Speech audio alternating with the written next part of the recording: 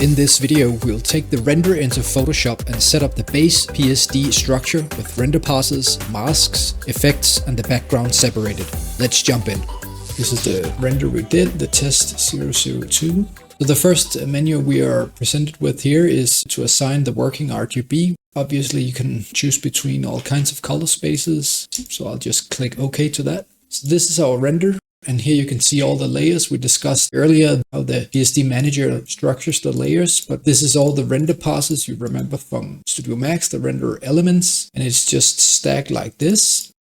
The render looks a little bit strange right now, but we can obviously fix that. One of the first things is how to structure these renders in a proper way. The first thing I typically do is to select them all, group them, and then just call them renders. You can even, if you right click over at the little eye here, give them a color. And here's the masks. You remember if we zoom in, you can grab the mask by right clicking and then go under scene layers. And then what you right clicked on should be presented down here. So for example, the concrete coarse red, that's this layer here. So if you hold down Control key and then left click at the layer, you can see all of a sudden we've grabbed that selection. Then we can make all kinds of tweaks with a layer mask or something like that. So that's very, very handy. That's the principle and the power and strength of Photoshop Manager.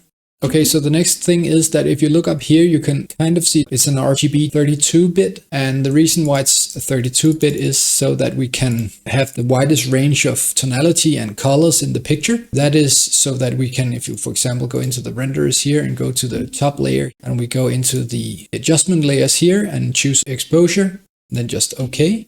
And as you can maybe have a feeling of, we can bring back details in this area and this area here by lowering the exposure. That's very difficult to do in a 8-bit picture only. So that's why I always render into 32-bit and then I make my exposure corrections like that. And then I save into my 8-bit picture. But yeah, so that's the picture. First of all, we can delete the exposure here. We didn't do anything with that. So the first layer here, as you can see, it's render plus effects. And that means you can kind of see it here where it's very, very bright. It kind of bleeds out a little bit. It has this glowy effect. This render plus effect is all the effects we added on into the frame buffer. If you remember the frame buffer in Studio Max, you can always click them off. I typically always use the render here, not the render plus effects, because I want to apply the effects manually and very specific oftentimes. So that's why I only use the render. If we turn that off, you can see that there is some extra. We turn it on again, and then we take the glare layer and just pop it up in front of the layer there. And just choose something like add.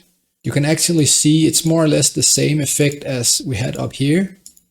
The glare is just, again, where it's very, very overbright, it'll just glare out from that. It's typically something you can do to have a little more dreamy look to your renders. So you can apply, for example, if you see inside the building, can have some little lighting effect. It's maybe a little bit hard to see because of all the blacks, but the glare layer is a layer that I use quite a lot in my renders. I oftentimes dial it down a little so the effect isn't that great, but it's a very handy layer to have.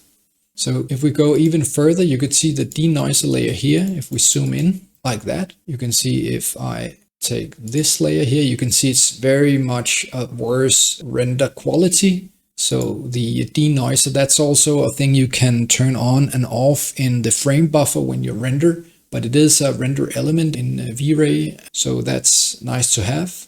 The next layer here is the reflection layer. As you can see, we've talked a little bit about that. And then we have the total lighting. That's basically both the environmental lighting and the direct suns and the V-Ray lights in the scene all merged together.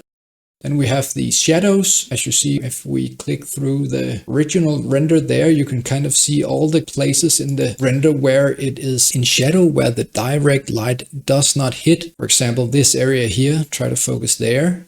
And then I just close it like that. You can see here, you can kind of use this layer if we bring it to the top and then use the screen and then bring it down. Then focus on this layer down here.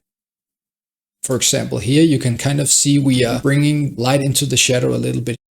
So then there's the V-Ray lighting. That's only the direct lighting and the V-Ray lights inside the house that can come in handy. And then the diffuse filter, which is basically textures. You can see it very clearly, obviously, on the Google Map model here, where the textures is rendered without any effects from lights. That's very handy also, a layer I use a lot.